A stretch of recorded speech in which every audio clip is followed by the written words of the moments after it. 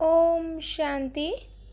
आज 6 जून 2025 साकार मुरली बापदादा मधुबन। बाबा कहउछंती मीठे बच्चे भविष्यत रे उच्च कूल रे जन्म नेबार आधार हेउची पाठ पढ़ा। एही पाठ पढ़ा द्वारा ही तुमे भिकारी रू राजकुमार होई परिबो।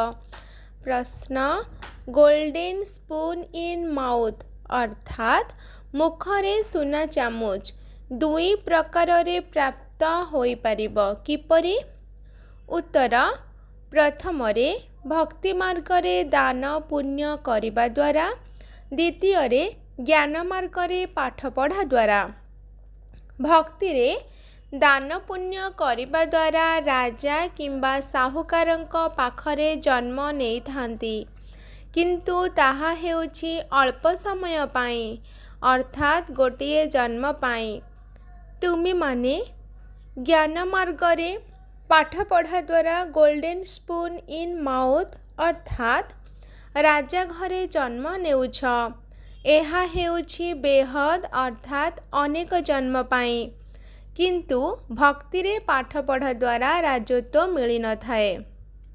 एठारे जिए जेते भल भावरे पढ़ी थांती सेते उच्च पद पाई थांती। ओम शांति। धारणा पाई मुख्य सार। 1 नंबर, कौनसी कथार चिंता करिबार नाही, सर्वदा हर्षित होई रहिबार अछि। स्मृति रे रहु जे आमे शिव बाबांकर संतान। बाबा आमको विश्वर मालिक करिबा पाई आसिछंती। 2 नंबर, निजर अवस्था को एक रस अर्थात स्थिर रखिबा पाई देही अभिमानी हेबार पुरुषार्थ करिबाकु हेबा। एही पुरुणा घर ठारू ममत्व तुटाई देबाकु हेबा। आजिर वरदान, मनन शक्ति द्वारा बुद्धि को शक्तिशाली करुथिबा मास्टर सर्वशक्तिमान भव। विस्तार, मनन शक्ति ही दिव्य पृथ्वीर भोजन अटे। भक्ति मार्ग रे भक्त माने जेपरि निजर इष्टं को स्मरण करिबार अभ्यासी अटंती, सेहीपरि ज्ञान मार्ग रे मध्य स्मृति द्वारा शक्ति प्राप्त होइथाए। तेणु एही शक्ति द्वारा मास्टर सर्वशक्तिमान हुआ। प्रतिदिन अमृत बेला रे निजर गोटिए उपाधि को बा सोमान को स्मृति रे आण एवं ता उपरे मनन चिंतन करुथाओ। ता द्वारा तुमर बुद्धि शक्तिशाली होइजिब एवं शक्तिशाली बुद्धि उपरे मायर आक्रमण होई परिब नाही। से माने केबे भी परवश हेबे नाही, काहेकि ना माया सर्वप्रथमे व्यर्थ संकल्प रूपी बाण द्वारा दिव्य बुद्धि को ही दुर्बल करि देई थाए। तेणु एही दुर्बलता ठारू मुक्त हेबार साधन हेला मनन शक्ति। आजिर स्लोगान, आज्ञाकारी पिलामाने ही आशीर्वादर पात्र अटंती एवं आशीर्वादर प्रभाव ही हृदय को सर्वदा संतुष्ट रखि थाए।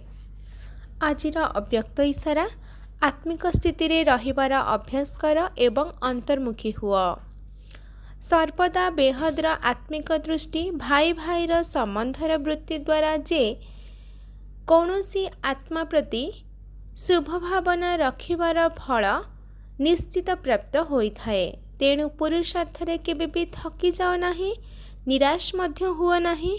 निश्चय बुद्धि होई मोर पणियार संबंध ठारू दूर रे रही शांति एवं शक्तिर सहयोग आत्मा मानंकु देई चल।